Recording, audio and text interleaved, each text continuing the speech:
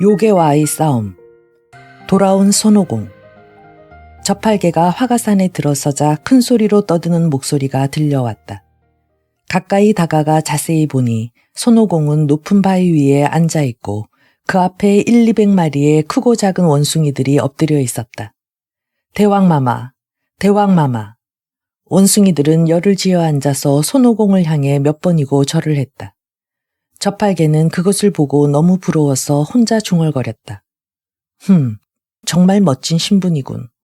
저 녀석이 스님을 그만두고 다시 돌아온 것도 무리가 아니야.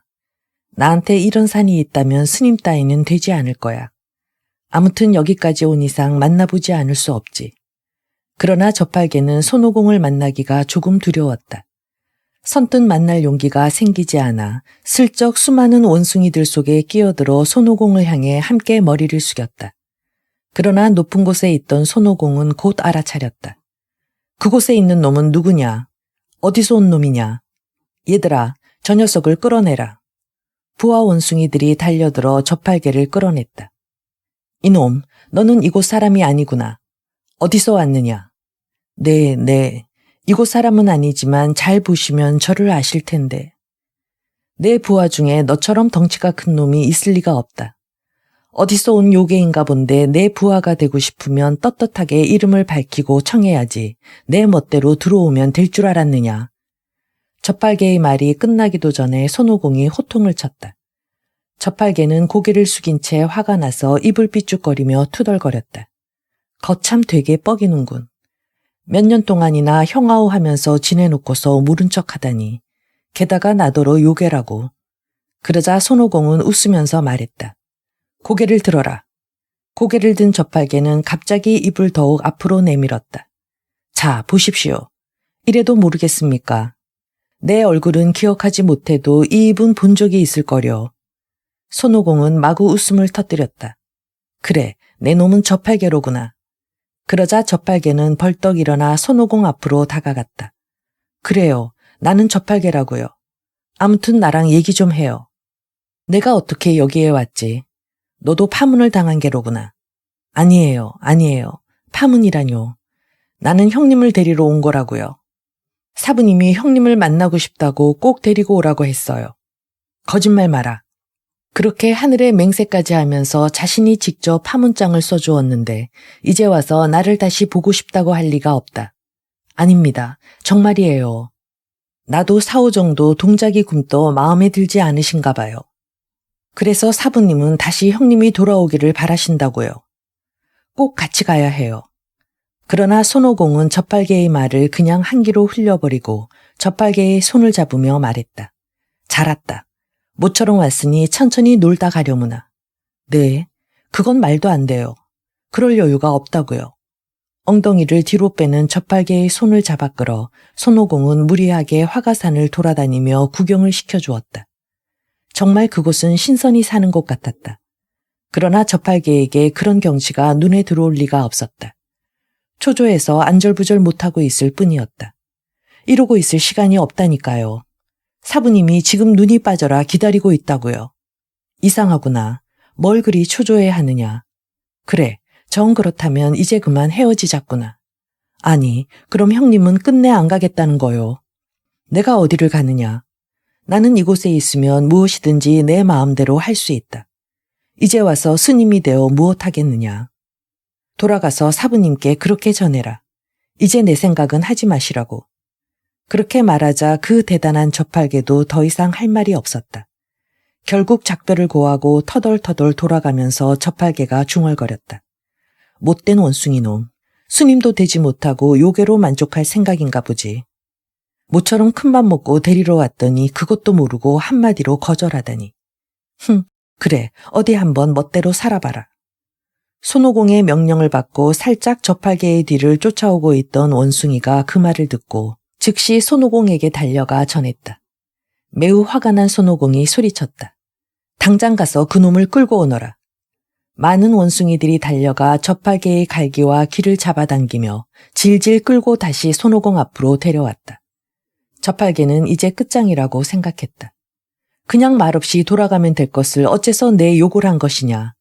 욕을 한 것이 아니에요. 내 귀에는 하늘나라의 이야기도 지옥에서 하는 이야기도 하나하나 다 들린다. 거짓말. 뭔가로 둔갑해서 몰래 내 뒤를 따라왔겠지. 안 되겠다. 저놈에게 따끔한 맛을 보여줘야겠다. 얘들아, 저놈을 마구 쳐라. 그러자 당황한 저팔계는 얼른 머리를 숙이며 용서를 빌었다. 잘못했습니다. 용서해 주십시오. 사부님 얼굴을 봐서라도. 사부님은 의리를 모르는 사람이다. 그렇다면 남해의 관음보살님을 봐서라도. 그러자 손오공은 마음을 조금 가라앉히고 다시 물었다. 그렇다면 진실을 말해봐라. 사부님이 뭔가 어려운 일을 당하신 게 아니냐. 이렇게 되자 저팔계는 더 이상 숨기지 못하고 결국 황포랑과에 있었던 일을 상세하게 말했다. 형님은 의리가 깊은 분입니다. 옛말에도 군자는 나쁜 옛일은 생각하지 않는다라는 말이 있지 않습니까? 또 하루를 스승으로 모셨으면 영원히 그 은혜를 잊지 말라라는 말도 있고요. 형님이라면 분명 사부님을 구하러 갈 거라고 믿었다고요. 바보 같은 녀석. 그래서 헤어질 때 내가 누누이 말하지 않았느냐. 요괴에게 잡히면 내 이름을 말하라고. 어째서 말하지 않았지. 그때 저팔계는 잠시 생각을 했다. 가만히 보니까 이 녀석은 공연히 치켜 세우는 것보다는 오히려 화나게 만드는 것이 훨씬 잘 먹히겠어. 저팔계가 대답했다. 물론 말했죠. 그런데 차라리 말하지 않은 것이 나을 뻔했어요. 말하자마자 그놈은 우리를 죽이려고 더욱 날뛰었다고요. 무슨 소리지? 내가 이 요괴놈아, 우리 형님은 그 유명한 손행자이시다. 그 형님이 오면 내 놈 따위는 한 방에 때려 눕혀 죽일 것이다 라고 말했어요. 그러자 그 요괴가 뭐라고 했는지 알아요. 이렇게 짓거리더라고요. 뭐라고? 손행자라고. 그놈이 뭐 하는 놈이냐. 그놈이 오면 가죽을 홀랑 벗겨서 뼈다귀 하나 남기지 않고 먹어치우겠다. 그리고 그놈이 홀쭉한 놈이면 기름에 튀겨 먹겠다 라고 말했어요. 이 말을 들은 손오공은 너무도 화가 나서 씩씩거리며 이를 부두둑 갈았다. 이런 죽일 놈. 지금 당장 가서 그놈을 박살내주겠다. 손오공은 지금까지 입고 있던 옷을 벗어던지고 승복으로 갈아입었다. 그리고 호랑이 가죽띠를 두르고서 여의봉을 들고 온숭이들과 대충 작별 인사를 했다. 화가 난 손오공은 서둘러 저팔계와 함께 구름을 타고 화가산을 떠났다. 황포랑을 무찌르다. 두 사람은 즉시 황포랑이 사는 동굴 가까이에 도착했다. 손오공은 저팔계를 공중에 기다리게 해놓고 혼자서 동굴 문 앞에 내렸다. 10살쯤 되어 보이는 아이들이 문 앞에서 놀고 있었다. 황포랑의 아이들이었다. 손오공은 갑자기 두 아이를 낚아챘다. 깜짝 놀란 아이들이 울자 울음소리를 들은 아이들의 어머니인 백가수가 뛰어나왔다. 내 아이들을 어떻게 하려고 그러십니까? 나는 당나라 스님의 첫 번째 제자 손오공이다. 당신 집에 갇혀있는 내 동생 사오종을 풀어주면 이 아이들을 돌려주겠다. 그러자 백가수는 즉시 안으로 뛰어들어가 사오종을 묶은 밧줄을 풀어주었다. 형님, 정말 잘 오셨어요. 전 형님이 분명히 다시 오실 거라고 생각했어요. 밖으로 뛰어나온 사오정은 손오공의 손을 잡고 기쁨의 눈물을 흘리며 소리쳤다. 손오공은 저팔계 사오정과 함께 황포랑을 동굴 밖으로 끌어낼 수 있는 계략을 세웠다. 먼저 억지로 황포랑의 아내가 된 백하수에게 자세한 이야기를 해서 이해를 시켜 잠시 몸을 숨기게 했다. 그리고 손오공이 그녀의 모습으로 둔갑해서 황포랑이 돌아오기를 기다리고 있었다. 저팔계와 사오정은 두 아이를 데리고 황포랑이 있는 보상국으로 가서 두 아이를 궁 안으로 던져버렸다. 아이들은 그 자리에서 기절하고 말았다. 저팔계는 곧 큰 소리로 외쳤다. 우리는 저팔계와 사오정이다. 그리고 두 아이는 바로 황포랑의 아이다. 그 못된 요괴놈은 어디 있느냐. 그때 요괴는 아직도 술이 덜 깨서 꾸벅꾸벅 졸고 있다가 갑자기 자신의 이름을 듣고 고개를 들자 저팔계와 사오정이 시퍼런 칼과 창을 들고 두리번거리는 것이 보였다. 당황한 요괴는 어찌된 영문인지 몰라 즉시 구름을 타고 파월동으로 날아갔다. 공주로 둔갑한 손오공은 몹시 슬픈 얼굴로 자신의 가슴을 쓰다듬고 있었다. 요괴는 즉시 공주를 안아 일으키며 물었다. 여보, 어떻게 된 일이오? 정신을 좀 차리시오. 저팔계가 와서 사오정을 데리고 가고 게다가 우리 아이들을 잡아가 버렸어요. 저는 아이들이 너무나 걱정이 돼요. 뭐라고? 그럼 그 아이들이 정말로 내 아이들이었단 말이오. 감히 내 아이들을 잡아가다니 반드시 원수를 갖고 말겠다. 그때 옆에서 슬피 울고 있던 공주가 가슴을 쥐어뜯으며 말했다. 아, 너무 걱정을 했더니 가슴이 찢어지는 듯이 아파요. 여보, 미안하오. 하지만 괜찮소. 내가 가지고 있는 구슬로 아픈 곳을 문지르면 곧 나을 거요. 하지만 그것을 엄지손가락으로 퉁겨서는 안 돼요. 그렇게 하면 나는 흉측한 내 본 모습으로 돌아가 버린다오. 매우 고통스러워하는 공주를 보자 요괴는 몹시 마음이 아픈 듯 이렇게 말했다. 그 말을 듣고 손오공은 마음속으로 쾌재를 불렀다. 이크, 아주 잘 됐군. 요괴는 즉시 자신의 입에서 한 개의 구슬을 토해냈다. 그것은 계란만한 크기의 환약이었다. 손오공은 그것을 받아서 가슴을 문지르는 척하다가 갑자기 엄지손가락으로 탁 하고 퉁겼다. 요괴는 당황해서 그것을 빼앗으려고 했다. 손오공은 곧 그 구슬을 입속에 넣고 꿀꺽 삼켜버렸다. 요괴는 곧 주먹을 휘두르며 달려들었다. 손오공은 한 손으로 요괴의 주먹을 막고 다른 한 손으로는 재빨리 자신의 얼굴을 문질렀다. 그러자 곧 손오공 본래의 모습으로 되돌아왔다. 이놈, 내가 누군 줄 아느냐? 아니, 내 아내인 줄 알았더니. 그럼 너는? 당나라 스님의 첫 번째 제자 손오공이 바로 나다. 내 사부님께 아주 못된 짓을 저질렀더구나. 그러고도 내 놈이 성할 줄 알았더냐. 요괴는 즉시 몇백 명의 부하들과 함께 사방에서 손오공을 덮쳤다.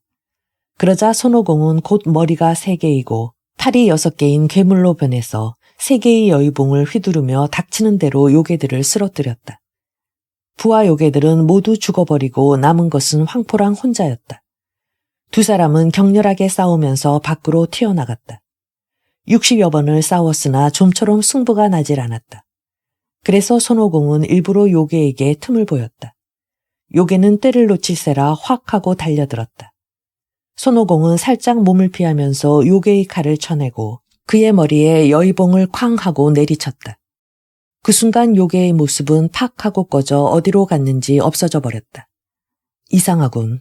보통 요괴가 아니야. 어쩌면 하늘나라에서 온 놈인지도 몰라. 손오공은 즉시 하늘나라로 올라가서 조사해 보았다. 그런데 28개의 별을 지키는 관리 중에 규성이라는 자가 13일 동안 결근하고 있는 것을 알았다. 옥강상제의 명령을 받고 신하들이 땅으로 내려가 주문을 외우자 규성은 숨어있던 곳에서 머리를 내밀었다. 그러자 신하들은 즉시 그를 하늘나라로 끌고 갔다. 그는 전에 옥강상제의 어전에서 향로를 피우는 궁녀와 결혼을 약속했는데 그 궁녀가 땅으로 내려가 보상국의 공주로 태어나게 되었다. 그러자 그도 땅으로 내려가 요괴가 되어 그녀를 동굴로 데리고 가서 13년 동안 부부로 살게 되었던 것이다. 하늘나라의 13일이 땅에서는 13년에 해당되었던 것이다. 손오공은 다시 땅으로 내려와 완자산에 가서 공주를 찾아 저팔계 사오정과 함께 보상국으로 돌아왔다. 13년 만에 공주와 다시 만난 국왕은 눈물을 그칠 줄 몰랐다. 한편 손오공은 기뻐하는 두 사람을 보고 흡족해하면서 삼장법사에게로 달려갔다. 호랑이로 변해 우리 속에 갇혀있는 삼장법사는 처량하게 앉아 있었다. 이 모습을 본 손오공은 갑자기 웃음을 터뜨렸다. 어찌된 일입니까, 사부님? 사부님처럼 훌륭하신 분이 그런 처량한 신세가 되시다니요. 손오공은 배를 잡고 웃으며 삼장법사를 놀려댔다. 형님, 그만하시고 빨리 도와드려요. 저팔계가 이렇게 말하자 손오공은 뒷짐을 지고 서서 말했다. 치사한 녀석, 나를 파문당하도록 사부님께 고자질만 하더니 이제 와서는 나더러 사부님을 도와드리라고. 사부님은 나보다 너를 더 좋아하시니 내가 도와드리려무나. 난 모르겠다. 손오공이 그렇게 말하자 사오정이 깜짝 놀라서 손오공 앞에 무릎을 꿇었다. 형님, 부탁이에요. 그렇게 말하지 말고 사부님을 구해줘요. 우리가 구할 수 있으면 그렇게 멀리 가서 형님을 모셔왔겠어요. 그래, 알았다. 그제서야 손오공은 그릇에 물을 담아오게 해서 주문을 외우며 물을 입에 담아 후욱하고 호랑이 머리에 뿌렸다. 그러자 호랑이는 곧 삼장법사의 모습으로 돌아왔다. 삼장법사는 이윽고 손오공의 손을 잡고 인자한 목소리로 말했다. 오공아, 잘 왔다. 사오정이 지금까지 많은 요괴들을 물리친 것에 대해 자세히 이야기하자 삼장법사는 매우 기뻐하며 말했다. 고생이 많았구나. 천축에 가서 불경을 가지고 당나라로 돌아가면 너희들을 1등 공신으로 황제께 추천하겠다. 사부님, 그보다 저는 긴고주란 주문만 외우지 않으시면. 손오공은 머리에 씌어진 금고리를 만지작거리며 말했다. 보상국의 국왕은 그들에게 깊은 예의를 표하고 성대한 잔치를 열어 대접했다. 그리고 다음날 아침 4사람은 국왕을 비롯해 많은 신하들과 작별을 하고 또다시 서쪽을 향한 여행길에 올랐다. 저팔계의 적진 정찰. 다시 손오공이 돌아와 4명이 된 삼장법사 일행은 계속 서쪽으로 나아갔다. 어느새 또 봄이 오고 있었다. 일행은 높은 산을 만나 험한 산길을 넘게 되었다. 한참을 가다가 한 나무꾼이 그들을 부르는 소리가 들렸다. 여보시오, 어디를 가는 겁니까? 이 산에는 요괴들이 우글우글합니다. 삼장법사는 안장에서 떨어질 듯이 서둘러 내려서 손오공에게 자세하게 이야기를 듣고 오라고 했다. 손오공이 나무꾼에게 가까이 다가갔다. 우리는 천축으로 불경을 가지러 가는 중입니다.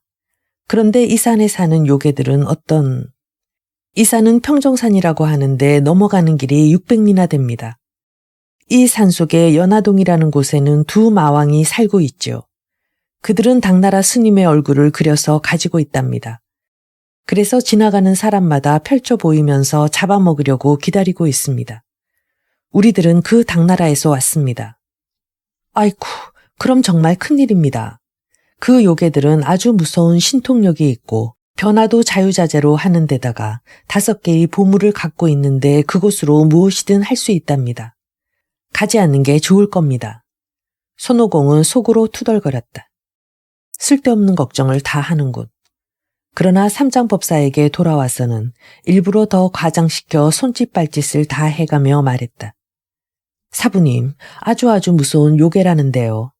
도저히 저 혼자의 힘으로는 당할 수 없을 것 같아요. 그러니 팔개를 시켜 한번 보고 오게 해야겠어요. 그래, 그게 좋겠구나. 그러자 저팔개가 투덜대며 물었다. 어떻게 하면 되는데요?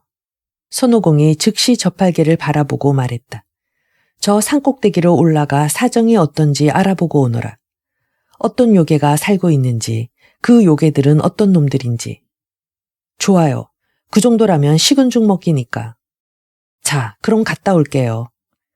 저팔개는 엉덩이를 높이 쳐들고 창을 쥐고서 뒤뚱거리며 갔다.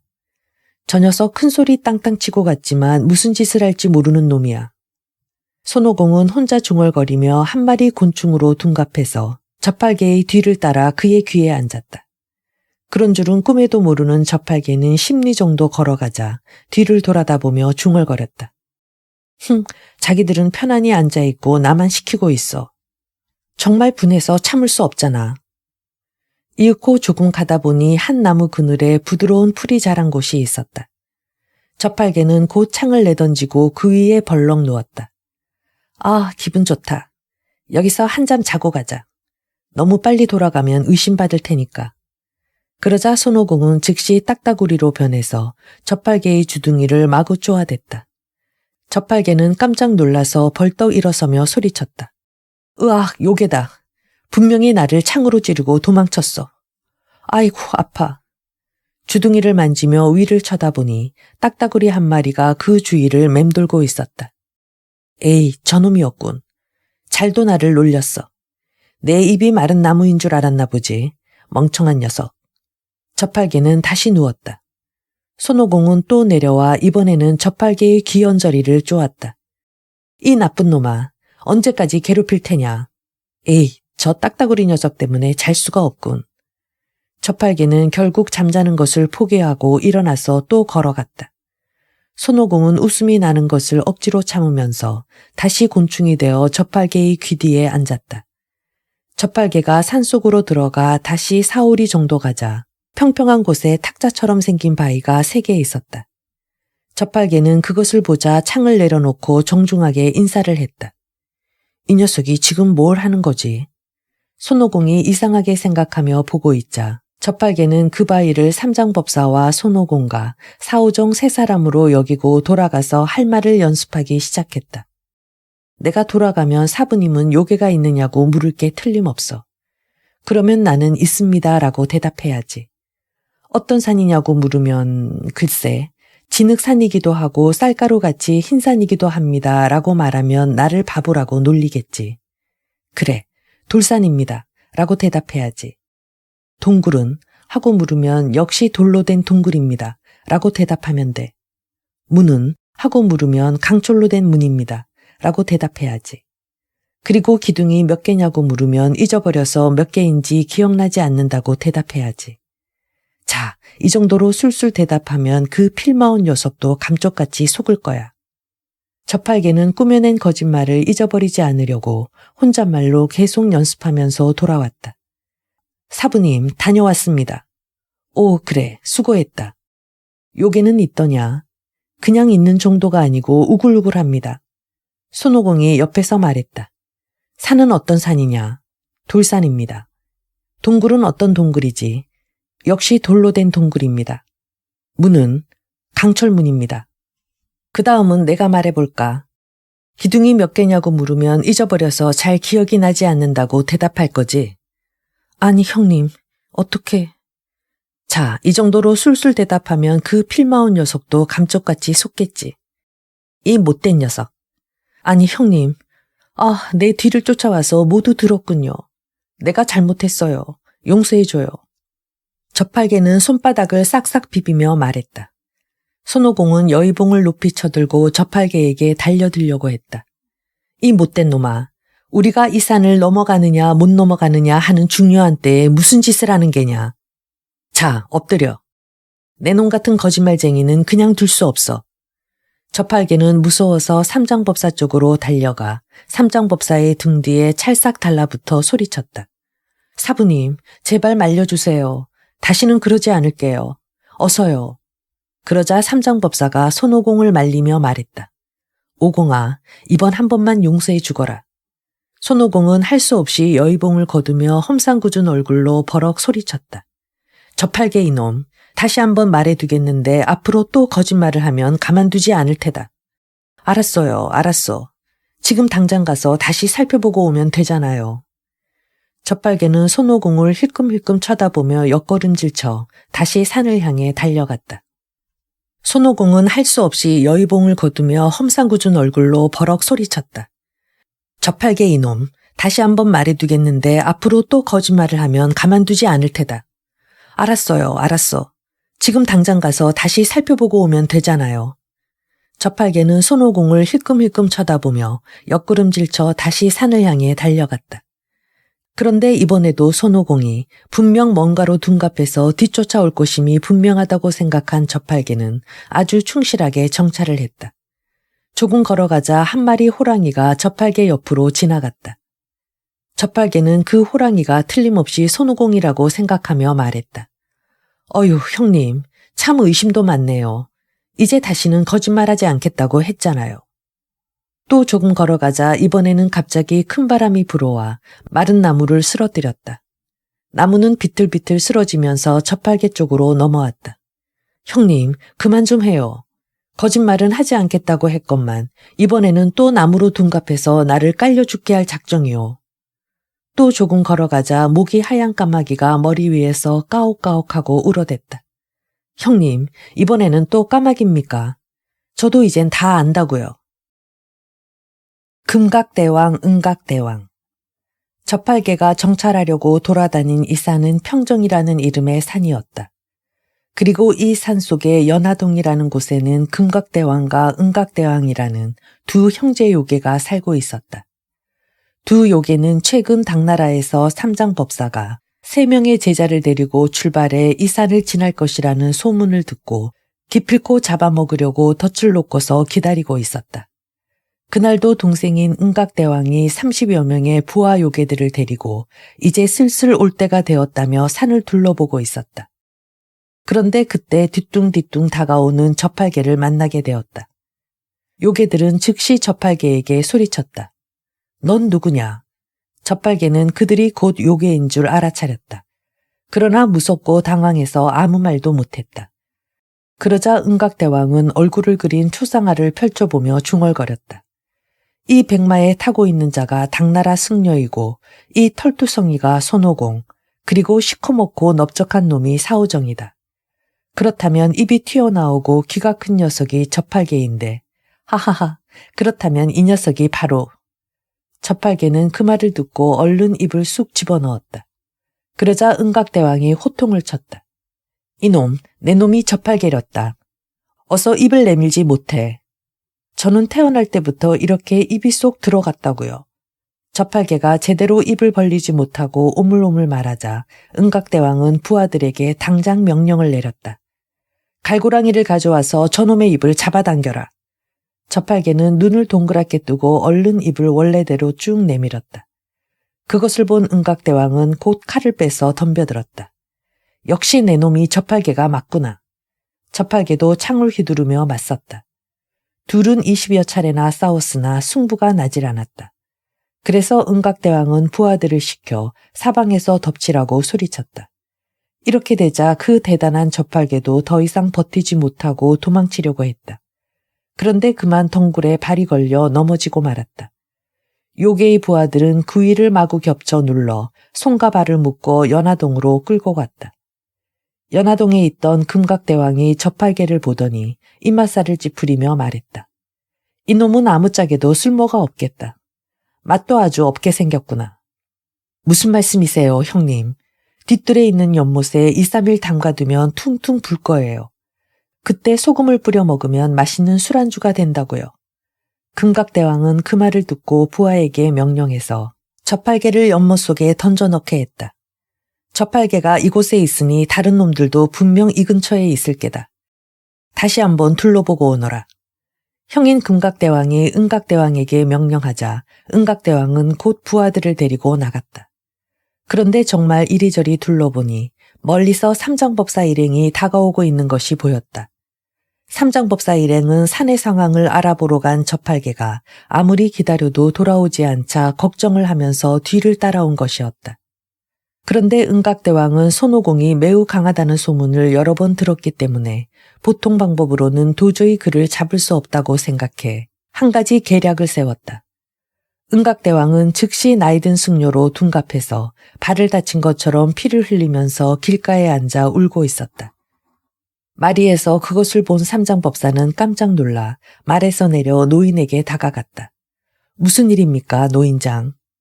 나는 이 근처 절의 승려라오. 그런데 스승님 댁에 다녀오던 중에 호랑이가 덮쳐 목숨만 겨우 부지하고 도망을 쳤답니다. 그런데 도중에 발이 돌뿌리에 걸려 넘어지는 바람에 이렇게 다쳤소이다. 어떻게 가야 할지 모르겠소. 삼장법사는 그 말을 듣고 가여운 생각이 들어 이렇게 권했다. 그렇다면 제 말에 타시지요. 그러나 승려는 다리를 다쳤기 때문에 탈 수 없다고 말했다. 그러자 삼장법사는 즉시 손오공에게 말했다. 자, 오공아, 내가 업어드려라. 알겠습니다, 사부님. 손오공은 아무 염려 없이 곧 승려를 업었다. 손오공은 물론 승려가 요괴라는 것을 익히 알고 있었기 때문에 그를 업고 걸어가다가 어딘가 적당한 곳에 던져 죽이려고 생각하고 있었다. 그러나 은각대왕도 만만치 않았다. 손오공이 마음속으로 생각한 것을 이미 다 알고 있었다. 은각대왕은 산을 움직이는 묘법을 알고 있었기 때문에 즉시 주문을 외워 수미산을 불러서 공중에서 그대로 손오공의 등 위로 떨어지게 해서 손오공을 눌러 죽이려고 했다. 손오공은 즉시 머리를 옆으로 비껴 수미산을 왼쪽 어깨에 지고 중얼거렸다. 제법인걸. 하지만 난 끄떡없다. 한쪽에만 있으니까 오히려 균형이 잡히지 않아 불편한데. 은각대왕은 놀라면서 또 주문을 외워 아미산을 불러 손오공 등 위에 올렸다. 손오공은 또 살짝 고개를 옆으로 돌려 그것을 오른쪽 어깨에 얹히게 하고 날듯이 달려갔다. 은각대왕은 더욱 두려워서 또 주문을 외워 가장 큰 태산을 불러 손오공 위에 떨어뜨렸다. 이것에는 그 대단한 손오공도 버틸 수가 없었다. 눈, 코, 입, 그리고 귀에서까지 피가 나오더니 결국 완전히 납작하게 짓눌려 버렸다. 손오공을 해치웠다고 생각한 응각대왕은 삼장법사를 뒤쫓아가 구름 속으로 큰 손을 뻗어 삼장법사를 꽉 움켜잡았다. 그때 옆에서 사오정이 지팡이를 휘두르며 다가오자 나머지 한 손으로 가볍게 쥐어 왼쪽 겨드랑이에 끼고 백마를 물고서 바람을 타고 연화동으로 돌아갔다. 금각대왕은 크게 기뻐하며 즉시 믿을 만한 부하 둘을 불러 2개의 보물인 호리병과 항아리를 건네주며 말했다. 너희들은 이 2 보물을 가지고 산꼭대기로 올라가거라. 그리고 거기서 이 호리병을 거꾸로 들고서 손행자라고 크게 불러라. 그때 놈이 대답을 하기만 하면 그 속으로 삽시간에 빨려 들어갈 것이다. 그러면 즉시 그 주동이에 태상노군의 부적을 붙이거라. 놈은 2-3시간만 지나면 그 속에서 완전히 녹아 물로 변해버릴 것이니라. 2 부하는 2개의 보물을 들고 밖으로 나갔다. 하늘을 담는 호리병. 손오공은 응각대왕의 묘법에 의해 어마어마하게 큰 3개의 산 밑에 깔려 꼼짝도 못하게 되자 고래고래 소리를 질렀다. 옥강상제의 명령을 받고 삼장법사를 공중에서 쏘아하고 있던 하늘의 신은 그 목소리에 놀라 서둘러 산신들을 불렀다. 너희들은 지금 무엇을 하고 있느냐? 저 산 밑에 깔려있는 자가 누구인지 너희들은 모르느냐? 모르옵니다만 그는 다름 아닌 제천대성 손오공이다. 저 손오공이 저기서 빠져나오기만 하면 너희들은 그야말로 끝장이다. 산신들은 깜짝 놀라며 서둘러 주문을 외워 3개의 산을 원래의 장소에 되돌려 놓아 손오공을 자유롭게 해주었다. 손오공은 벌떡 일어나 귓속에서 여의봉을 꺼내 들고 산신들에게 호통을 쳤다. 이 아무짝에도 쓸모없는 놈들아. 내 놈들 때문에 내가 얼마나 고생했는 줄 알아. 모두 그곳에 목을 내밀고 서라. 2 동강이를 내고 말 테니. 산신들은 목을 움츠리고 모두 서둘러 도망쳤다. 잠시 후 그곳에 금각대왕이 보낸 부하 2명이 보물을 가지고 다가왔기 때문에 손오공은 즉시 나이든 도사로 둔갑했다. 젊은 2 사람은 손오공에게 말을 걸었다. 여보시오 노인장, 당신은 어디서 오셨소? 나 말이오, 나는 복례섬에서 왔소이다. 네, 신선이 산다는 섬 말입니까? 그럼 노인은 신선이시군요. 그렇고 말고 나는 신선이요. 젊은 2 부하는 완전히 그 말을 믿고 즉시 절을 했다. 그러는 자네들은 누군가? 손오공이 묻자 2 젊은이가 대답했다. 네, 저희들은 연화동 사람입니다. 대왕의 명령을 받고 손오공을 잡으러 다니는 중입니다. 그 당나라 스님의 제자인 손행자 말인가? 신선님도 알고 계세요. 그 원숭이는 나쁜 놈이야. 나도 그 놈을 잡으려고 한다네. 나도 함께 가서 도와주지. 아닙니다. 그럴 필요 없습니다. 우리 응각대왕이 3개의 큰 산을 불러서 놈을 눌러 놓았으니까 우리는 이 호리병 속에 그 놈을 넣기만 하면 됩니다. 손행자를 그 호리병 속에 넣는다고. 손오공이 묻자 2 부하는 자랑스러운 듯이 그 호리병과 항아리를 꺼내서 자세하게 설명해 주었다. 정말 귀한 물건이군. 손오공은 내심 놀라면서 어떻게 잘 손을 써서 그것을 빼앗아야겠다고 생각하고 아무렇지도 않은 얼굴로 말했다. 그럼 내가 가지고 있는 귀한 물건도 한번 보여줄까? 신선님도 귀한 물건을 가지고 계십니까? 보여주세요.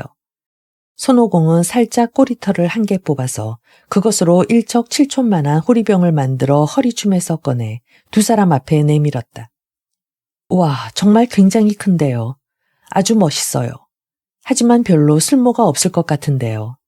어째서 쓸모가 없지? 저희가 가지고 있는 이 호리병은 사람을 1000명도 넘게 넣을 수 있는 것입니다요. 사람을 1000명이나 넣을 수 있다고. 그 정도라면 내 것과 비교도 안 돼. 이 호리병은 하늘까지 몽땅 넣을 수 있다고. 네, 하늘을 넣는다고요. 설마. 거짓말 같은가. 하늘에서 일어나는 일이 내 마음에 들지 않으면 한 달에 몇 번이라도 이 속에 넣어버리지. 2 부하는 소곤소곤 서로 의논하기 시작했다. 형님, 우리가 가지고 있는 호리병과 바꾸는 게 어떻겠어요? 하지만 저것은 하늘을 담을 수 있는 것인데 바꿀 리가 있겠느냐. 그럼 이 항아리도 함께 주면 되잖아요. 그러면 바꿀지도 몰라요. 그렇게 하자. 손오공은 그 말을 듣고 속으로 쾌재를 불렀다. 야, 잘됐다. 너희들이 가지고 있는 것을 둘 준다면 바꿔주겠다. 꼭 부탁드립니다. 그런데 정말 하늘이 들어갑니까? 그럼 들어가고 말고. 손오공은 그렇게 말하면서 두 부하가 눈치채지 못하도록 주문을 외워 하늘의 신을 불렀다.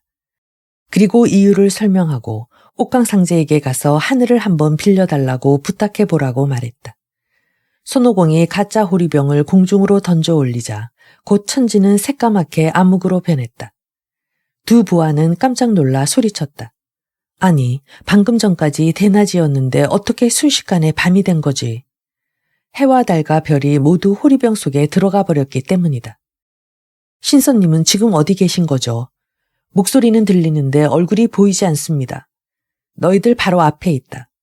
이곳은 어디죠? 발을 움직이지 마라. 이곳은 매우 높은 절벽 끝이다. 미끄러지면 곧 바닷속으로 떨어지고 마라. 와, 큰일 났다. 알겠습니다, 신선님. 이제 됐습니다. 빨리 하늘을 꺼내주십시오.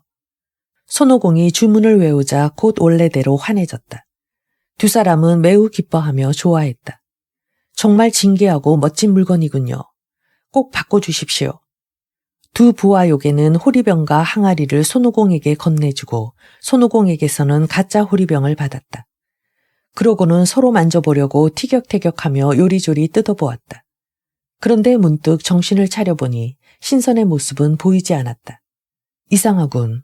방금 전까지 바로 여기 계셨는데. 아무튼 한번 이 호리병을 시험해 보기로 하자. 두 부하는 호리병을 위로 던졌다. 그런데 호리병은 곧 땅으로 떨어지며 탕 하고 소리를 냈다. 이상해.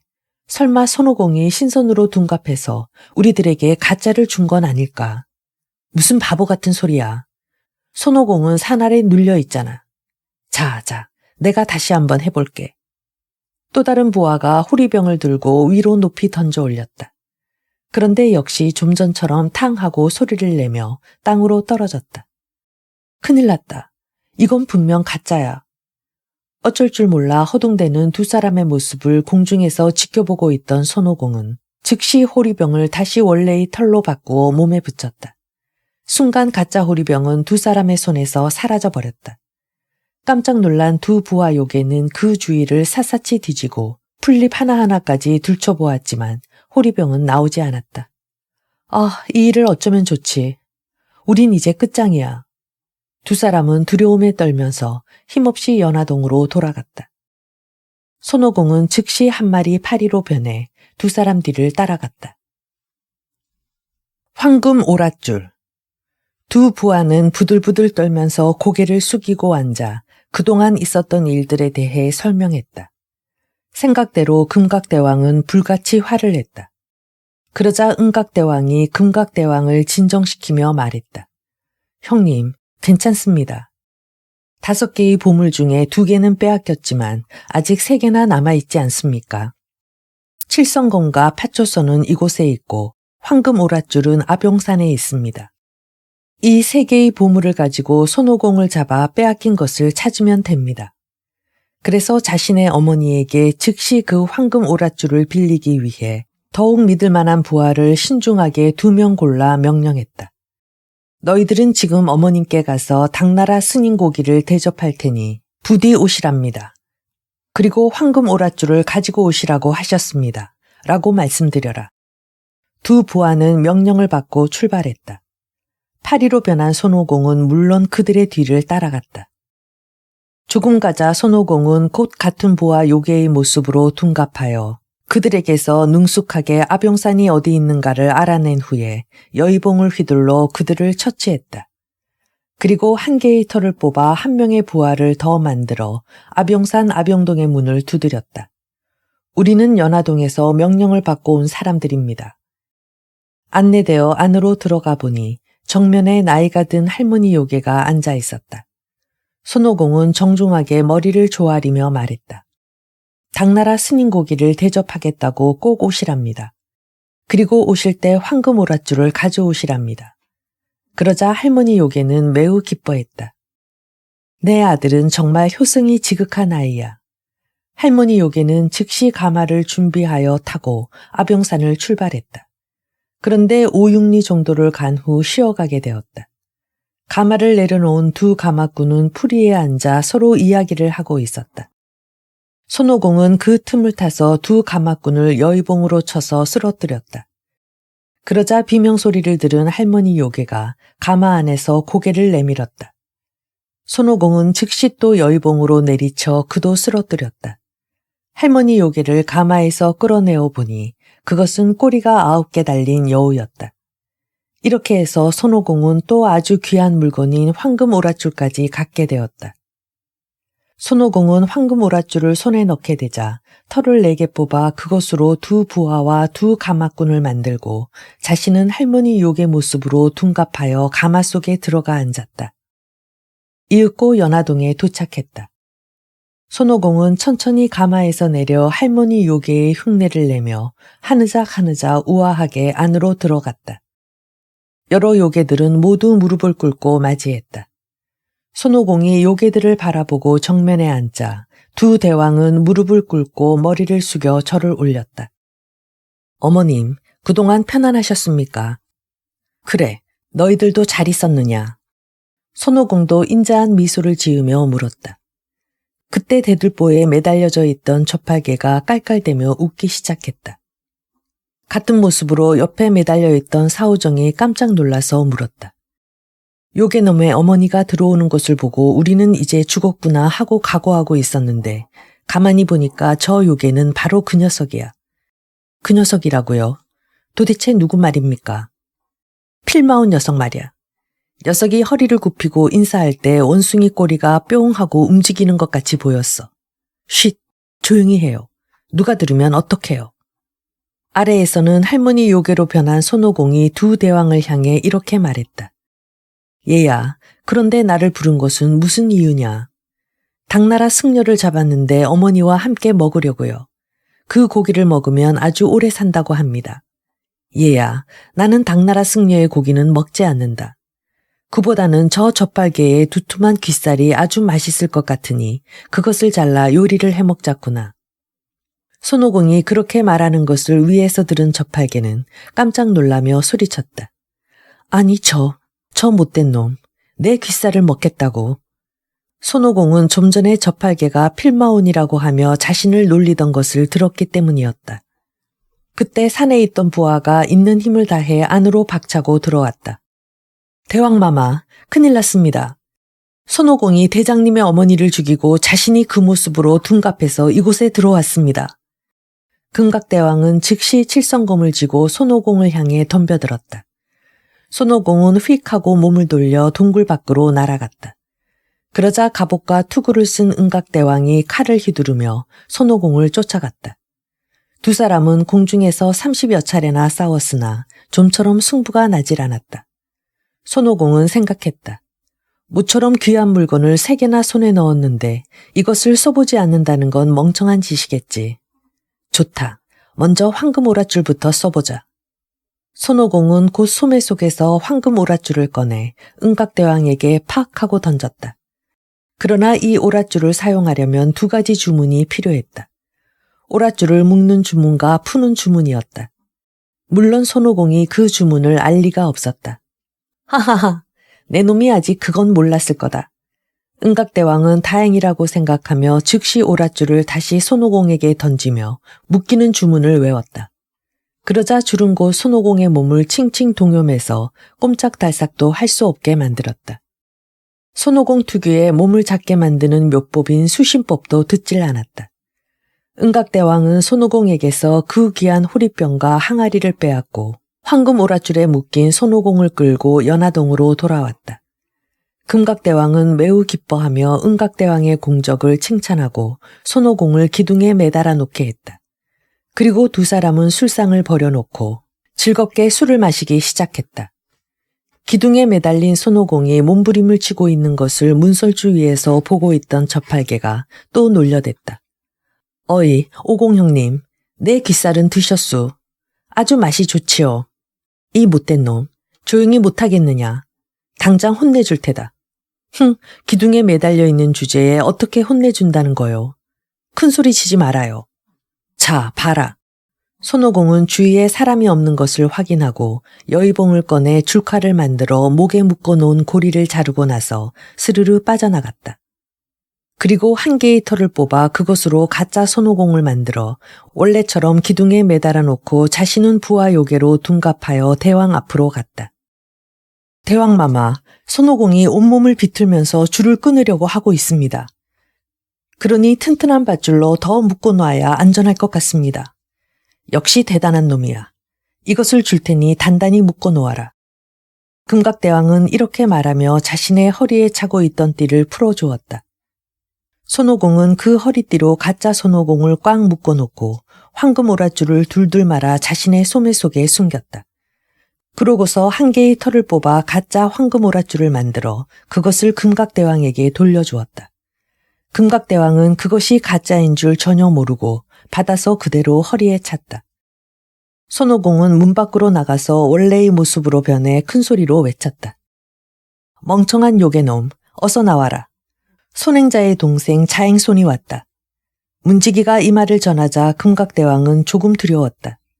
손행자를 잡았더니 이번에는 동생인 자행손이 나타났구나. 형님, 괜찮습니다. 제가 이 호리병에 그 녀석을 담아오겠습니다. 은각대왕은 이렇게 말하고 호리병을 가지고 나가 소리쳤다. 이 녀석아, 넌 어디서 왔느냐?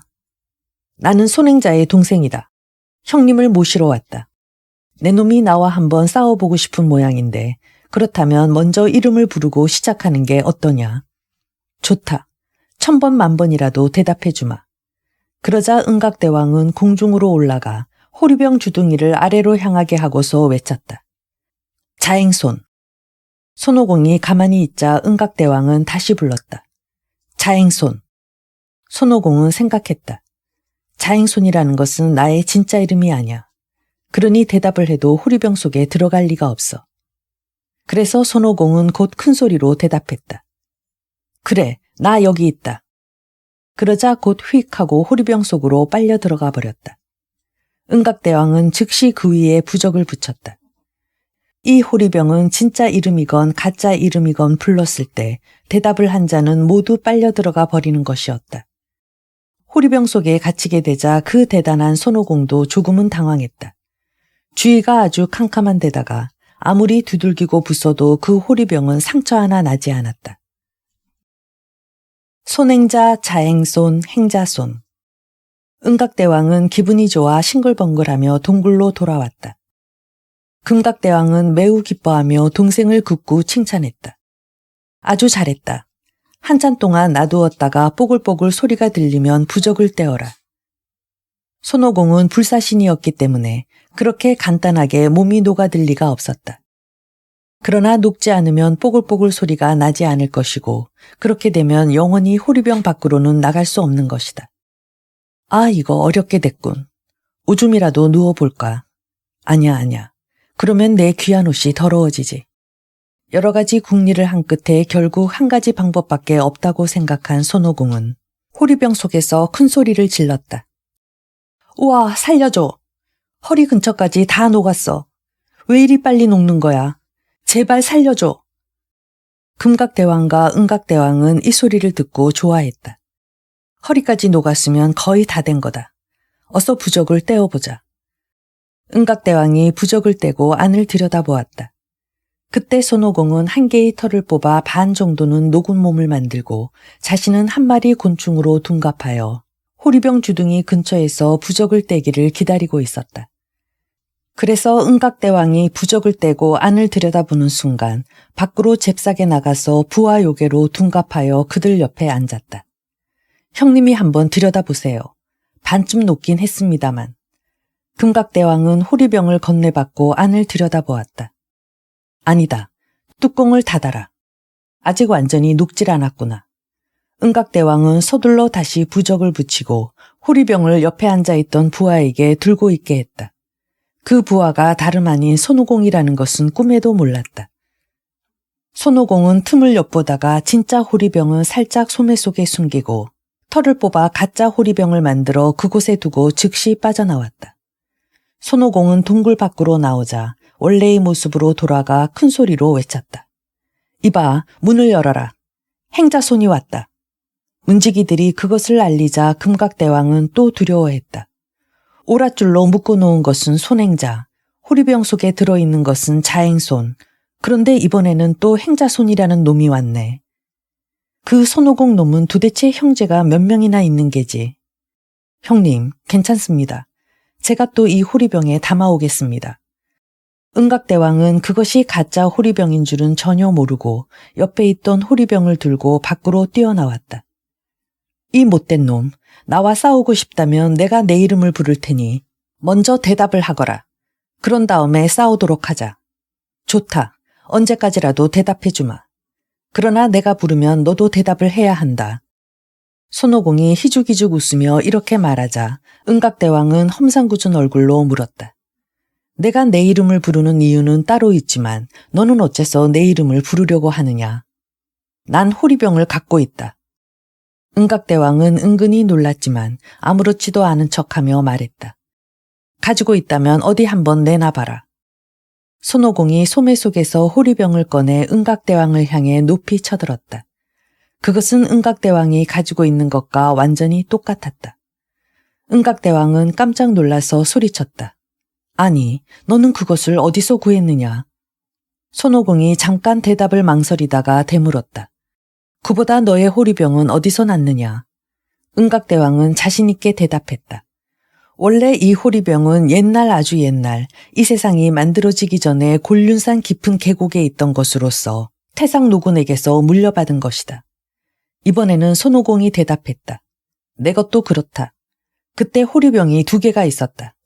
그중 하나다. 아무튼 상관없다. 진짜 귀한 호리병은 이것 하나뿐이니까. 그래, 그렇다면 먼저 해봐라. 은각대왕은 공중으로 올라가 호리병 주둥이를 아래로 향하게 하고서 외쳤다. 행자손. 그래, 나다. 손오공이 대답했다. 8번, 9번 계속해서 대답했다. 그러나 가짜 호리병에 빨려 들어갈 리가 없었다. 은각대왕은 몹시 분해하며 소리쳤다. 아니, 이럴 수가. 손오공은 큰 소리로 웃으면서 외쳤다. 자, 이번에는 내 차례다. 손오공은 곧 공중으로 올라가 호리병 주둥이를 아래로 향하게 하고 외쳤다. 은각대왕. 은각대왕은 할 수 없이 억지로 대답했다. 그래, 나다. 순간 은각대왕의 몸은 후루룩 하고 호리병 속으로 눈 깜짝할 사이에 들어가 버렸다. 손오공은 곧 태상노군의 부적을 주둥이에 탁 하고 붙이고서 공중에서 내려와 연화동으로 향했다. 손오공이 신나서 길을 걷고 있는데 은각대왕의 몸이 녹는지 호리병 속에서 뽀글뽀글 소리가 들렸다. 마치 개구리 소리 같구나. 잘 녹고 있나 보군. 못된 요괴 녀석. 손오공은 호리병을 흔들면서 연화문 앞으로 도착했다. 금각대왕은 동생인 은각대왕이 손오공의 꾀에 넘어가 호리병 속에 들어간 것을 알고 불같이 화를 냈다. 즉시 갑오디에 새까만 겉옷을 걸치고서 5가지 보물 중 남은 파초선을 깃에 꽂고 칠성검을 쳐들고서 동굴 밖으로 뛰어나왔다. 내 동생의 원수, 내 놈을 당장 죽여버리겠다. 금각대왕은 병력같이 소리치며 손오공에게 덮쳤다. 손오공은 잽싸게 여의봉을 쳐들어 금각대왕의 칠성검을 막았다. 2 사람은 20여 차례나 싸웠으나 좀처럼 승부가 나질 않았다. 그러자 금각대왕은 갑자기 부하들에게 큰 소리로 외쳤다. 얘들아, 저 녀석을 덮쳐라. 그러자 동굴 안에 있던 300여 명의 요괴들이 일제히 손오공에게 덤벼들었다. 손오공도 질세라 신의 신법을 써서 왼쪽 겨드랑이 털을 여러 개 뽑아 그 한 개 한 개를 손오공의 모습으로 만들어 대항하게 했다. 작은 요괴들은 수많은 손오공과 싸워 여기저기 나동그라지고 도망쳤다. 결국 남은 것은 금각대왕 혼자였다. 도망칠 길을 잃은 금각대왕은 칠성검을 왼쪽 손에 쥐고 파초선을 오른쪽 손에 쥐고서 남쪽으로 휙하고 부채질을 했다. 그러자 갑자기 땅에서 홀홀 불길이 타올랐다. 몇 차례 더 붙이자 곧 그 일대의 산도 계곡도 모두 불바다가 되어버렸다. 이렇게 되자 손오공도 두려워졌다. 털을 태우면 큰일이었기 때문이다. 그래서 서둘러 털을 다시 몸에 붙이고 한 개의 털만을 자신의 몸 대신으로 만들어 놓고 자신은 구름을 타고 공중으로 올라가 삼장법사를 구하러 연화동으로 날아갔다. 연화동에 도착하여 아직 살아있는 요괴들을 처치하며 안으로 들어가자 그 동굴 안에도 무서운 불길이 일고 있었다. 큰일 났다. 사부님은 어찌 되셨을까? 그러나 자세히 보니 그것은 불이 아니라 보물 중의 하나인 항아리에서 찬란한 금빛이 흘러나오고 있는 것이었다. 손오공은 재빨리 그 항아리를 허리에 단단히 묶고서 동굴 밖으로 나가려고 했다. 그때 금각대왕이 돌아와 손오공에게 덤벼들자 손오공은 팍 하고 구름 위로 뛰어올라 모습을 감춰버렸다. 금각대왕은 동굴 안에 부하들의 시체가 여기저기 널려 있을 뿐 살아있는 부하라곤 한 명도 없는 것을 보고는 너무도 슬퍼했다. 그는 돌 책상에 털썩 주저앉아 한숨을 쉬었다. 그러다가 그는 싸움의 피로가 한꺼번에 몰려들었는지 칠성검을 책상 옆에 세워놓고 팥조선을 등에 꽂은 채 쿨쿨 잠이 들어버렸다. 손오공은 다시 동굴 안으로 들어갔다.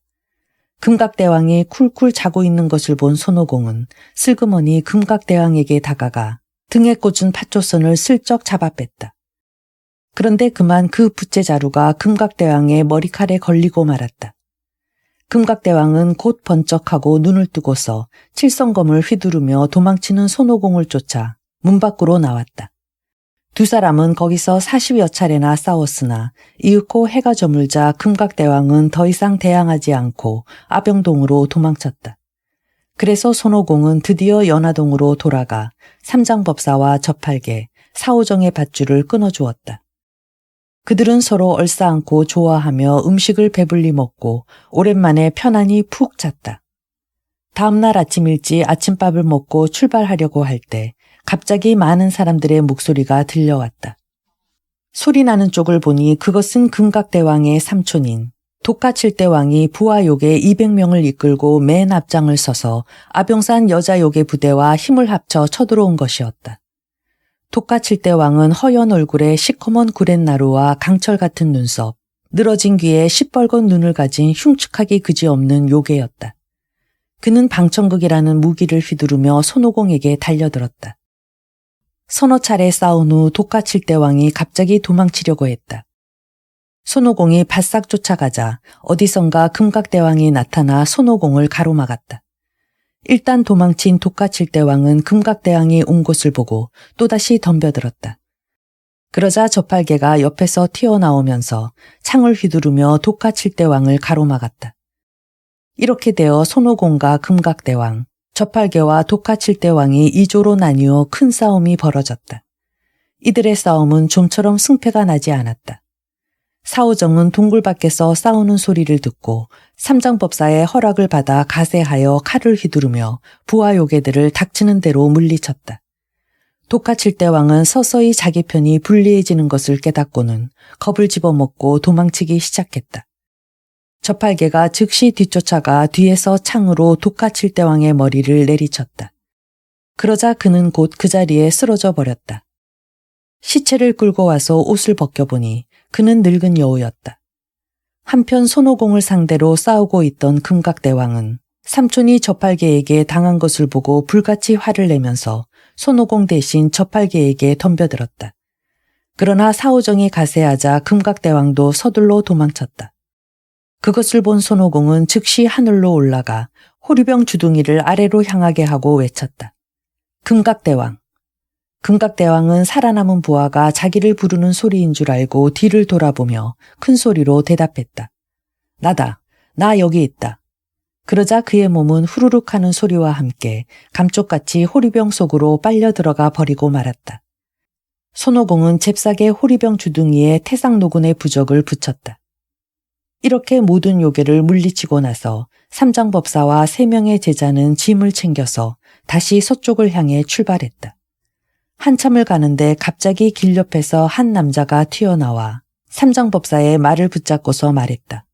스님, 저의 귀한 물건을 돌려주시오. 손오공이 자세히 보니 그는 다름 아닌 태상노군이었다. 아니 노인장, 어떻게 이곳에? 태상노군은 손오공을 돌아보며 똑같은 말을 했다. 오공, 내 귀한 물건을 돌려주게. 귀한 물건이라니 뭘 말씀하시는 거죠? 호리병과 항아리, 칠성검과 파초선, 그리고 황금 오랏줄 말이네. 그것은 내 것이네. 그 두 요괴는 원래 내 부하였는데 그 보물들을 훔쳐 인간 세상으로 도망쳤다네. 자네 덕분에 다시 찾게 되어 정말 고맙네. 부디 내게 돌려주게. 손오공은 기분이 언짢았다. 목숨을 걸고 싸워서 겨우 손에 넣은 것인데 그런 것을 이렇게 순순히 돌려줘야 하다니. 그러나 그것들은 모두 태상노군의 것이었기 때문에 어쩔 수 없었다. 손오공은 투덜거리며 건네주었다. 어린아이로 둔갑한 요괴. 일행은 또 몇 날 며칠 동안 여행을 계속하고 있었다. 어떤 높은 산을 넘게 되어 험한 산길을 겨우겨우 넘고 있는데 갑자기 비명소리가 들렸다. 살려주세요. 살려주세요. 소리가 들리는 쪽을 바라보자 높은 소나무 가지 끝에 어린아이가 알몸뚱이로 매달려 있었다. 삼장법사는 불쌍히 여기고 서둘러 나무 아래로 가까이 갔다. 분명히 요괴임에 틀림없다고 생각한 손오공이 아무리 말려도 삼장법사는 듣지 않았다. 얘야, 어째서 그런 곳에 매달려 있느냐. 아이는 눈에 한가득 눈물이 고인 채 대답했다. 2, 3일 전에 저희 집에 강도가 들어왔습니다. 그래서 돈을 훔쳐가고 엄마와 아빠도 모두 죽이고 저를 이곳에 매달아 놓았답니다. 스님, 제발 저를 구해주세요. 삼장법사는 즉시 저팔계에게 밧줄을 풀어주라고 했다. 그래서 저팔계가 가서 밧줄을 풀어주려고 하자 손오공이 소리쳤다. 이 요괴놈, 거짓말을 그럴듯하게 하는구나. 내 눈을 속일 수 있을 것 같으냐. 요괴는 손오공이 자신을 알아보자 속으로 겁이 났다. 그러나 요괴는 삼장법사를 향해 더욱더 불쌍한 표정을 지으며 눈물을 뚝뚝 흘리면서 애원했다. 아닙니다. 저는 절대 요괴가 아니에요. 스님, 제발 저를 좀 살려주세요. 자비심이 깊은 삼장법사는 저팔계에게 명령해서 아이를 나무에서 데리고 내려오게 했다. 얘야, 이 말을 타거라. 너희 집까지 데려다 주마. 저는 말이에 탈 수가 없어요. 밧줄에 묶인 상처가 너무 아프거든요. 아이가 상처를 보이며 말하자 삼장법사는 저팔계에게 명령했다. 그렇다면 팔계야, 내가 업거라. 그러자 아이는 또 싫다고 소리쳤다. 저분은 마치 강도처럼 생겼어요. 너무 무서워요. 그렇다면 오공아, 내가 업어라. 그러자 어린 요괴는 웃으면서 손오공의 등에 얼른 엎였다. 손오공도 계략이 있었기 때문에 기꺼이 요괴를 업었다. 좋아, 내가 업어주지. 하지만 오줌이나 똥이 마려우면 빨리 말해야 한다. 손오공은 아이를 업고 걸어가다가 때를 봐서 내동댕이 쳐 죽이려고 생각하고 있었다. 그런데 요괴는 재빨리 손오공의 계략을 눈치채고 사방의 공기를 듬뿍 모아 손오공의 등에 붙여놓았다. 그러자 지금까지 가벼웠던 요괴의 몸이 갑자기 천근이나 되는 것처럼 무거워져 손오공을 짓눌렀다. 손오공은 키득키득 웃으면서 중얼거렸다. 이 꼬마 녀석, 중심법을 써서 나를 짓누르려는 속셈이군. 요괴는 즉시 가짜 몸은 손오공의 등에 그대로 두고 진짜 몸은 공중으로 날아 올라갔다. 손오공의 등은 점점 무거워졌다. 일행보다 앞서가던 손오공은 화가 나서 등에 있는 아이를 내팽개쳤다. 아이는 길가의 도리에 힘없이 부딪혔다. 손오공은 그래도 화가 풀리지 않아 납작해진 아이를 인정사정 없이 마구 두들겨 팼다. 공중에서 그것을 보고 있던 요괴는 너무 화가 나서 휙 하고 돌풍을 일으켜 큰 돌과 모래를 마구 휘몰아치게 했다. 삼장법사는 물론 저팔계도 사후 정도 땅바닥에 엎드려 얼굴조차 들지 못했다. 손오공이 서둘러 달려왔을 때는 이미 삼장법사가 요괴에게 붙잡혀 어디론가 가버렸는지 보이질 않았다. 세 사람이 이산저계곡 할 것 없이 찾아보았지만 삼장법사의 행방은 전혀 알 수가 없었다. 그러자 손오공이 머리가 3개, 팔이 6개인 괴물로 둔갑하여 3개의 여의봉으로 그곳 주위의 땅바닥을 마구 두들겨 대기 시작했다. 형님, 혹시 정신이 이상해진 것 아니오? 저팔계가 비아냥거리며 말하고 있는데 손오공이 두들기던 땅에서 너덜너덜한 옷을 입은 초라한 신선이 스르륵 나타났다. 그는 이 산의 산신이었다. 손오공이 부른 이유를 말하자 그는 곧 대답했다. 이 산에 고송간이라는 계곡이 있는데 그곳에 화운동이라는 동굴이 있습니다. 말씀하시는 요괴는 그곳에 살고 있습니다. 그놈에게 괴롭힘을 당하고 혹사당해서 우리들은 보시는 바와 같이 이렇게 형편없는 모습이 되었답니다. 그렇다면 그 요괴의 이름이 무엇이냐? 원래 이름은 홍해아인데 지금은 성령대왕이라고 불리고 있습니다. 우마왕과 나찰녀 사이에 태어난 아이로 화염산에서 300년이나 수행을 해 대단한 신통력을 갖고 있습니다. 우마왕의 아이라고. 우마왕이라면 500년 전에 나와 의형제를 맺은 자인데 세 사람은 곧 산을 넘어 달려갔다. 이윽고 계곡 건너편에 있는 동굴이 눈에 들어왔다. 손오공은 말과 짐을 사오정에게 지키게 하고서 저팔계를 데리고 돌다리를 건너가 문을 두드렸다. 문지기가 곧 안으로 들어가 알리자 마왕은 껄껄대고 웃으며 부하들에게 명령했다. 그 두 놈은 손오공과 저팔계다. 어서 가마를 준비해라. 작은 요괴들이 즉시 5대의 가마를 준비하고 줄지어 섰다. 저팔계가 그것을 보고서 으스대며 말했다. 형님, 저 녀석들은 우리가 무서워서 이사를 가나 봅니다.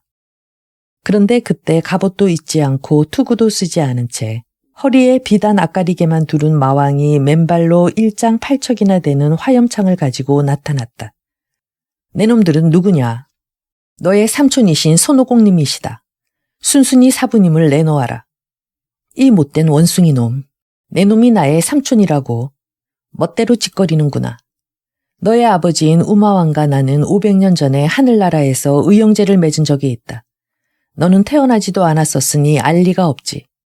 거짓말 마라, 이놈. 마왕은 창을 휘두르며 손오공에게 달려들었다. 손오공도 여의봉을 휘두르며 달려들어 20여 차례 싸웠으나 승부가 나질 않았다. 그러는 사이에 마왕이 그럭저럭 힘에 겨워하는 모습을 보고 저팔계가 날이 9개 달린 창을 높이 쳐들고 갑자기 공중에서 마왕에게 덤벼들었다. 이렇게 되자 마왕도 무서워서 도망쳤다. 손오공과 저팔계는 즉시 쫓아가 동굴문 앞까지 왔다. 그러자 마왕은 제일 가운데 있는 가마에 올라서서는 한쪽 손을 쥐어 주먹을 만들어 그곳으로 자신의 코를 쿵쿵 두드리며 뭐라고 주문을 외웠다. 순간 그의 입속에서 불길이 솟구치고 코에서는 뭉게뭉게 연기가 뿜어져 나왔다. 두 눈을 깜빡거리자 눈에서도 불이 뿜어져 나왔고 동시에 5대의 가마에서도 일제히 불길이 솟구쳐 순식간에 화운동은 불바다가 되어버렸다. 우와, 못 참겠군. 통구이가 되기 전에 빨리 도망쳐야지. 저팔계는 뒤도 돌아보지 않고 재빨리 도망쳤다. 그 뒤를 따라 손오공도 결국 도망쳤다. 겨우 도망쳐온 손오공과 저팔계, 사오정 세 사람은 오랫동안 의논한 결과 불을 끄려면 물이 최고라고 결론을 내리게 되었다. 손오공은 즉시 구름을 타고 동해 용왕이 있는 곳으로 가서 도움을 청했다.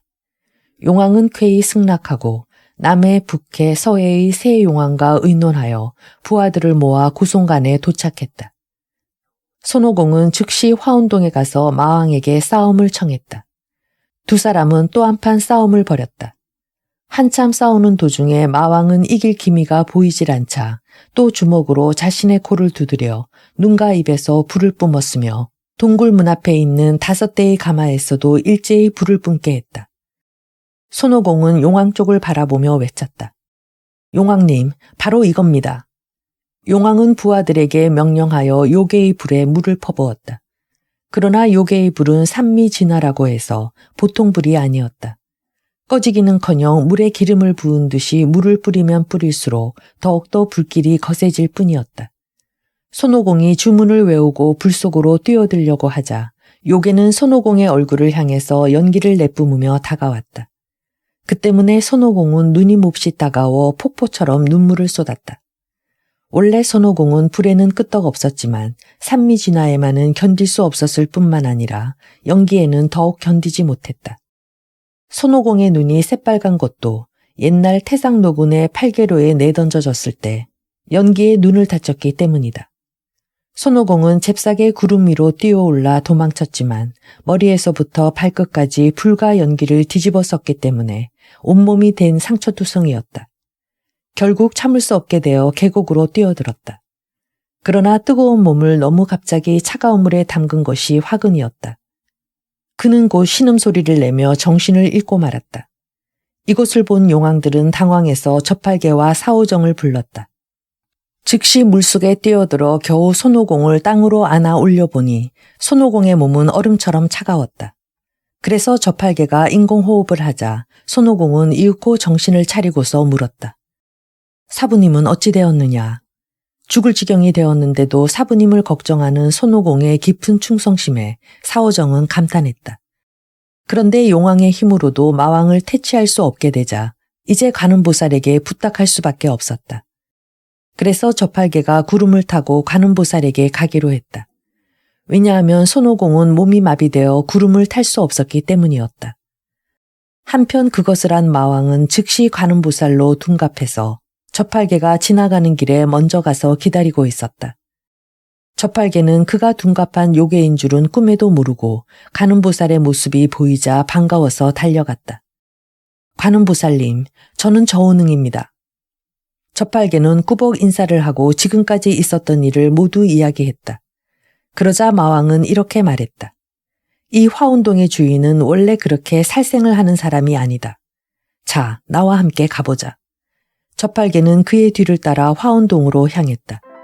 그러나 화운동에 발을 들여놓으려는 순간 이미 기다리고 있던 마왕의 부하들이 일제히 달려들어 저팔계를 붙잡아 가죽 주머니 속에 넣고 입을 꽁꽁 묶어 대들보에 매달아 버렸다.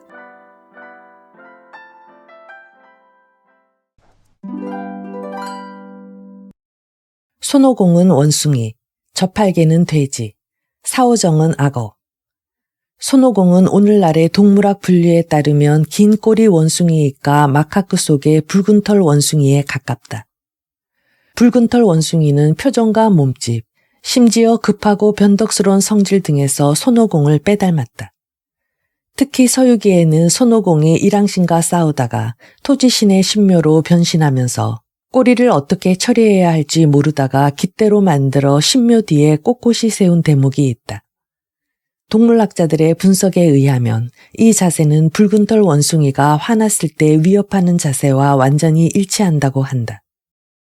저팔계의 저는 중국어에서는 멧돼지가 아니라 돼지라는 뜻이다. 그런데 그의 모습이 둘 중 어느 쪽인지는 모호하다. 서유기의 제8회에서 저팔계가 처음 등장할 때 관음보살은 너는 어디서 굴러먹다 요괴가 된 멧돼지인가? 아니면 어느 지역에 사는 괴상한 돼지인가? 라고 묻는 것에서도 알 수 있다. 확실하지는 않지만 저팔계는 돼지이면서도 멧돼지의 습성까지 갖고 있는 캐릭터로 보아야 할 것이다.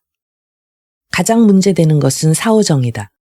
서유기 이야기를 집대성한 16세기의 중국인은 사오정을 그려내면서 구체적으로 어떤 동물을 모델로 삼아서 형상화한 것일까? 서유기에서는 사오정을 이렇게 표현한다.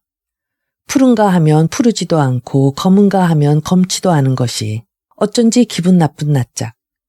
번뜩이는 눈빛은 부뚜막에서 피어나는 불덩이 같고 양쪽으로 찢어진 입술은 푸죽간의 화로 같으며 삐죽 나온 이빨은 박아놓은 칼날 같다. 정체가 모호한 이 묘사를 두고 지은이는 악어를 연상시킨다고 단정한다. 양자강 하류 등지에 분포하며 몸 길이가 2m 남짓의 소형 악어. 양자강 악어가 바로 사오정의 모델이라는 것이다. 서유기와 같은 시대에 완성된 명대 이시진의 본초 강목에도 이 양자강 악어에 해당하는 타룡이라는 동물이 기록되어 있다. 이 기록에는 악어의 형태와 생태를 잘 관찰한 결과가 자세히 기록되어 있어 16세기의 중국인이 양자강 악어에 관한 지식을 충분히 갖고 있었음을 엿볼 수 있다.